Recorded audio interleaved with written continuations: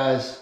Cold morning here in PA. Me and a couple buddies, we decided to meet up for some cars and coffee. It's about 10 degrees here this morning in PA, so it's going to be a fun one. Hope you guys enjoy.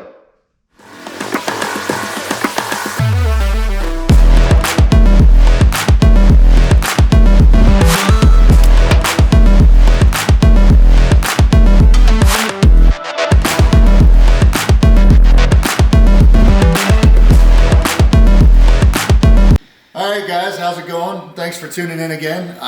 This morning we were a little crazy. 18 degrees here this morning in PA, and we decided to have a little cars and coffee. It was pretty cool. Got some rollers for you guys. We had a GTR, an R8, my 720. Jake brought his C8 out. By the way guys, this is Jake. He is also a YouTuber. I will make sure to drop his channel for you guys so you can subscribe. Yeah, a bunch of us met up this morning, cruising around 15, 18 degrees, whatever it was, having some fun. We actually did drive through some snow in the 720, which I don't know how many 720s actually go through the snow. Might be the first one. Don't think anybody else is that crazy.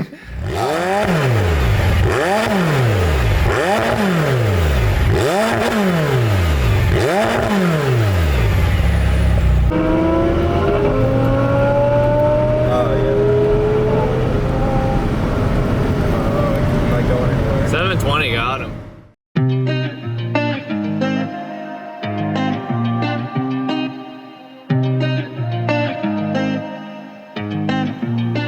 I've been shining on the city lights.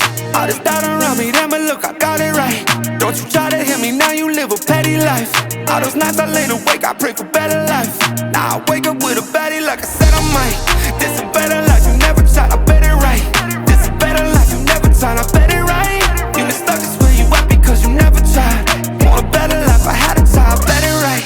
Yeah, I just took a chance and yeah, let me write. Look, I just took a chance and yeah, I rolled the dice. Yeah, women, I'll be bad because the folk was nice. But yeah, I must admit that this ain't overnight. I just hit the double with the jackpot. I'm in the snow, this in New England, but I'm dying high. Now I'm addict for the music when I can't stop. Ain't gon' let me anywhere to ask me. Ask a favor or a shout out to gas me. Really, they ain't take a risk, but want the outcome. Then asking how come. But yeah, so I stopped back here at Jake's house. Obviously he's got this beautiful C8 that he just picked up the other week. He's extremely excited about it. It's a beautiful looking car. I thought it'd be a great time to just meet up and review both of them. Talk about this, as crazy as it sounds, talk about the McLaren compared to the Corvette. They're both mid-engine cars. They're both high horsepower cars. The Vette's making 495 horsepower. Yeah, so I thought that'd be a cool video. So Jake, you've had the car for how many weeks now? So, less than 1 week. Less than a week? The car's less than a week old. How many miles are on the McLaren? I got about 110 on the McLaren so far. Yeah, we have about 250, so both the cars are fairly new. So honestly, unfortunately for this video, we didn't get a chance to really do any true tests of where they are on the street. I mean, yeah. But as you said, your car is 700 horsepower. This is a little under 5, so I think that most likely, of course, the McLaren's going to be faster. But overall, between the two different cars, we look at them, it's amazing the body lines. The Corvette looks like an off-road vehicle, height-wise, compared to the McLaren. Yeah. But amazingly enough, they're both 74 inches on the width, which is pretty wild how wide both these cars are. Yeah. A couple of things I did like about them, you know, the color of this car out in normal daylight is amazing. I don't know if you captured that on the camera or not, but the McLaren has that metallic in that is unbelievable. I mean, you said it was between this and blue are the two options? That was the two colors that I really liked, yeah. And this orange with all that flake in it, the flake just pops so much. It's crazy. And you almost have to see it in person. The light has to be shining on it the right way, and it just pops. So your thoughts on the car? You can see some of it. You can see some of the flake in there. Yeah. Awesome. Yeah, so, I mean, what are you've had it for a week, so you haven't had a ton of driving time. What do you think so far? What are your thoughts on it? So this is my first mid-engine rear-wheel drive car. You've already had a 570. Yep. You've now have this. So you're used to these types of cars. It's kind of the same thing you said. The best thing is that's how linear it feels when you first get on the gas. So when you do it, like you nail it, where the C6Z was kind of all over the place, you know, the weight shifted up real hard. This thing just, it huckers down and just and goes. It's amazing. Does it feel as fast? No, not by any means, but the way it shifts, the dual clutch, these are dual clutches as well? Yes. So yep. Are you a fan of the dual clutch? I mean, you have both, so. It's so much more smooth. Okay. I mean, if you get like a Lambo or something like that, or even I think the C7's. Yep, the C7's is the single. Yeah. It's more fun, I guess you could say sometimes, because it's more raw. It's more throw you in your seat. But the dual clutch is just, it's so much smoother. I hate to say it, but at times it almost makes the ride a little more boring because you're going so fast and you don't even realize how fast you're going. Right. Just because the way it feels, it's not that throw you back in the seat. It just goes. Now typically, so far since owning the car, I've only done very little with the manual, a couple of kind of messing around. Do you typically drive automatic or do you drive in the manual mode? I usually always keep, it's just fun. Okay. I usually always keep it in manual. Yeah. I noticed a lot with the 570, if you leave it in automatic, it just wants to shift so quick through gears. Okay. You're 2,000 RPMs and you're shifting. The car shifts, it can redline at 8,500 RPMs. Let it work its way through. So, you're not really getting the turbos or anything like that. So it's so much more fun to drive manual for me. I like to hear it, I like the way it sounds. It's fun. So you did mention on your previous 570 you had a rear painted glass behind the cockpit, I guess you would call it, and the cabin and the rear engine compartment. Yes. So on this one here, it does have a little bit of an area behind the seats, of course. But for this, the rear viewing area of your vehicle, is it useful, useless? I honestly, I don't have any complaints. The window looks small. Okay. But it's perfect for your rear. You look in the rear view mirror and there's nothing impeding it. You get a nice clear view of what's behind you. Okay. It looks small, but it was really well thought out. I think it's really clear. I will tell you the one LT, which this is missing the rear camera. So on 2 LTs, 3 LTs, they actually have a camera up here. Nice. This is the base model car. This is the bare bones version of the C8. So on this car, there is no camera that actually acts for your rear view camera. So beyond having this limited access looking through here, the high wing doesn't help at all. So pretty much, there really isn't anything there. So you're saying that on the 2 LT and the 3 LT, your rear view mirror is actually a camera. It's not a mirror itself. Right. Where mine is. That's pretty cool. It is nice. But again, it's a camera mounted up here, so you're at the element of if it's rain or foggy or so it does. It's a give and take on it. Like I said, this is a base model car. The other thing, like we talked about, with the engine bay, it does seem nice. The one thing we have noticed so far on the car is, as far as dirt, this car will forever be dirty. On the inside of it, the rear window is going to always be dirty. The vents, with allowing water in, you can see there's salt and water marks all over the car already. There's also a gap here for ventilation, but what that means is that to clean that window, it's just going to be dirt in there all the time. So, for me, it's the one thing about the C8 that it's really neat to have the motor back here. Of course, it's amazing. It's what makes the car, the mid-engine car that Zora always dreamed of. But it's also, from a cleanliness standpoint, you're going to just have to let it go and not be a typical Corvette owner. And just know that it's going to get dirty and you're going to enjoy it. So coming from McLaren's, this is cool to me because you can actually open this up and you can see your motor. Right. If I want to look at my 720, I basically got to take it to the shop and get the mechanic to take all the torque screws out and take all the bolts out and start taking stuff apart because there is no option to see the motor. You just checking oil, all that, like the fluids are all. No, McLaren doesn't want you to do that. They want you to take it to them. They want to hit you up for your good old $2,500 oil change. They don't want you touching anything. Really? It's sad and it stinks because we like to tinker. Right. And they don't want you to tinker with that car.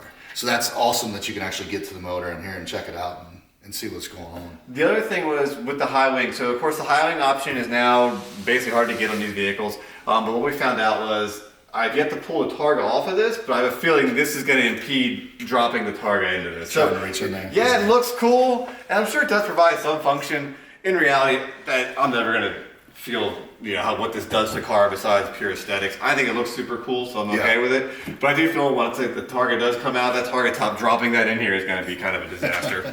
So definitely some things about this car that I'm learning that I'm really happy about, but on these first few couple of days of ownership that I'm seeing is kind of an issue. Or things I like and dislikes. The other thing are the doors. If you pop open a door, you can see that the doors are 12 inches wide from the inside this part here to here. So yeah, on your average car, I mean, of course your McLaren doesn't have that problem because they open up like a gull wing basically. Yeah. But on this car, and as you know, most people that buy these cars are wearing New Balances and have about as much hair as I do. So these vehicles aren't the best to get in and out of to begin with. And if you figure if you add another 8 inches to the side of the door in a parking lot, you're gonna have a lot of door dings. Like this, these things here I have a feeling are gonna be getting banged off with other people's cars a lot over the time. But I mean, as far as entry in and out, not bad. The one thing you and I both discussed about the C7s, C6s, and Corvettes, this here becomes a permanent foot stop here. As you can see, mine already has the salt marks on it. Yep. So from crawling in and out of the car, you know, it's the one thing that I seem to find out. It's kind of my big thing. Yeah, my C7 has a speaker there. Yeah. And every time I get in and out, never fails, I manage to rub my shoe across that speaker by accident. Right, see? And it's impossible to keep it clean. I don't know about this door. I know with my C7, it feels like the door is like 10 miles long. Yeah. Whenever you go to get out, like if you're parked beside a car or something like that, you always feel like you're being super careful because the door is just, like I said, it feels like it's 10 miles long. It feels super long. The other thing about this is that tunnel like it's a very driver car. So when you're in it, you're sucked into it. But I will say that, you know, for the passenger, there is just nothing going on for the passenger. Like they have one little button there for the control. Again, a 1LT doesn't even have seat heaters, so there's not even a button for a seat heater on this. So in other words, you and I, we go for a ride, we feel like we're like a lot of space in between us. Right. Yeah. What funny comparison.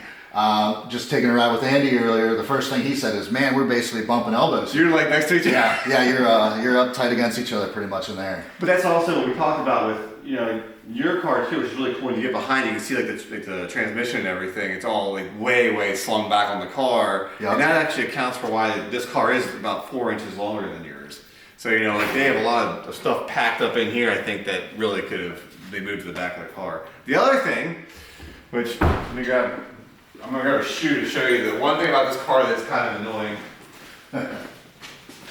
So people love cars that are symmetrical. Your car is extremely symmetrical. When you stand at the front of this and look down it, it's beautiful the way it rolls down through. The C8, as we see right here, you can see this. You can see the shoe fits in there pretty well. It's a lot of gap. Yeah, it's pretty big. It's a massive size 10 for my big feet there. On this side, wow. It doesn't even fit. Right.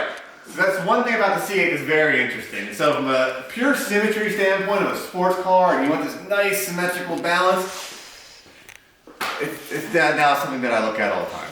It's like having like a towing mirror on the passenger side of the car. So that's the one thing so far about this car that I'm like, wow, that's really interesting. It's different. Do you know the backstory? But I mean, I'm sure there's a reason they did it. It's pure for the visual aesthetics of it, because this car is honest. It is one big blind spot. It really is. Gotcha. But I mean, it's small, but it is funny when you sit and look at these cars, like, you know, this beautiful piece of art, how they're sculpted, and you kind of sit back and look and go, oh yeah. So you feel like when you're out on the road, you really do have a lot of blind spots in this thing? Yes. Okay. Yeah. This thing, you're. Especially not, I think with the 2LT and 3LT with the cameras, I'm sure you're a lot better, but really from a pure perspective of just not having that and just having a standard rearview mirror, you have to be really aware of where things are in the car. Gotcha. I feel like that's one point where the 720 really does shine. I always joke, I say this is like a big fishbowl. Right. Because it's all windows everywhere. But I don't really ever feel like when I'm driving it, there's a spot where I don't see somebody. I feel like they did a really good job of planning out, you know, the way the glass rolls, where the mirrors are at. Everything just, you don't really miss somebody, you don't lose them. I think what's interesting too is if you look at the mirrors where they're cocked up in the air, like basically where the mirrors are in proportion to the rest of the car. Where like the mirrors on the C8 are kind of just like in line with the body lines. Yours are actually above it to give you that clearance. Yep. But this is also a supercar from a true racing heritage. I mean, yes. This is a great car. I love this car. It's an amazing car. It's not their top of the line car. But yeah, the McLaren is definitely a super car, and it has those neat attributes. I do love how the motor is so sunken down in the back of it that you do have that visibility. But yeah, the McLaren is hands down gorgeous. There's no two ways to compare these body lines of these two vehicles. The other two, it sits a whole inch lower than the Corvette, which is amazing. Its roof line is 1 inch lower, which is huge on a car. It's unbelievable. And you can see it too, just like we were talking when we were parked out for pictures earlier. You can see the ground clearance. Yep. The ground clearance is where that inch is easily, if not more, because you definitely do sit up. Man, I'd say probably a good 2 inches higher than the 720 does. Yeah, it's a big difference. So what do you think? So 0 to 60 on McLaren is 2.6? Yes, 2.6. Okay, 2.6. So this here, basically everyone talks about 2.83. It's honestly, I just go with 3. So which on the street, that's a huge difference. I mean, 4/10 is massive. That is night and day difference. So to go back to that, one of the things I talked about a lot with the 570 was, okay, so it was a 3.0 stock. Right. With all the stuff I had done to it, that should have probably been 2.6. Right. But the fact of the matter is, the launch was what killed my times, even at the track. Really? When we go to Cecil, it's a prep track, and I was getting a 1.9 60 foot, which is horrible. Yeah. You want to be if you're gonna have a great time, you're like 1.3. Right. If you want to have a good time, you're like 1.5. I was 1.9. And you were spinning through? My best 0 to 60 that I tracked on my draggy was 3.2. Really? All that power, it's rear wheel drive. But it can go down. It struggles to get it down. Now, how do you feel about this? You haven't had a chance to do this yet? Yeah, I brought it home in December. Obviously, it struggles to get power to the road. It's cold. Here in PA, for you guys who aren't in PA, it's very cold right now. We don't really even see, if we're lucky, we'll get a 30-degree day. For the most, we're in 20s. Today it was like 13 degrees this morning. So I don't expect the car to hook in this cold. Nothing's really going to hook in this cold, especially any kind of rear-wheel drive car like that. I'm really looking forward to the springtime to see when we get a 60-degree day, how's it do? Right, now I'll be honest with you, the next video for you guys that I hope you're seeing with us has both these cars out on the street, and we're going to really go test them, because right now the only prep we have is honestly salt. Our roads are prepped with salt right now. No, they're horrible in salt. That's it, that's the best we have. They're horrible in salt. We have white roads and they aren't snow right now. Yeah. But yeah, man, I'll be honest, the next thing I'll do, I want to get both of these out in the street, and I would love to see how they do. I do know, as we talked about, the 60 to 130 is a little depressing, but the 0 to 60 times on these on the street will be interesting to see how they do. Yeah, that's what I feel like. I feel like the 0 to 60 on this, 3 seconds 0 to 60, that's awesome. Right. You can't compare that. This is unheard of. What the 720s do are crazy. Yeah. 0 to 60 and 3.0. You're beating Lamborghinis and Ferraris with that time. Right. That's impressive. I'm looking forward to see if you can actually put it down and actually get that. That's what, and what we'll do is we'll get draggies and we'll do the draggies and we'll do them versus the actual recording system built into this. So I don't know how accurate it is, the one that's actually in this. I haven't messed with it at all yet, but hopefully soon, man. I'm looking forward to a lot more cool stuff. Well, that'll be a blast, yeah, for sure. So, cool, man. Well, I'll be honest, I appreciate your time today. Yeah, it's been great. I appreciate it. Fun being out there, catching some rollers. Heck yeah. Stop in here and chat about the cars. It's definitely been fun. Yeah, man. Summer day stuff. We'll get these things out and enjoy them. Oh yeah, for sure. Yeah. All right, great seeing you, man. Cool, man. Thanks, guys. Yep. Catch you. All right, guys. It's been a great day. I've had a lot of fun. Thanks for tuning in and watching the video. Please just like and subscribe and follow along, and I'll have some more great content coming for you. See you later, guys.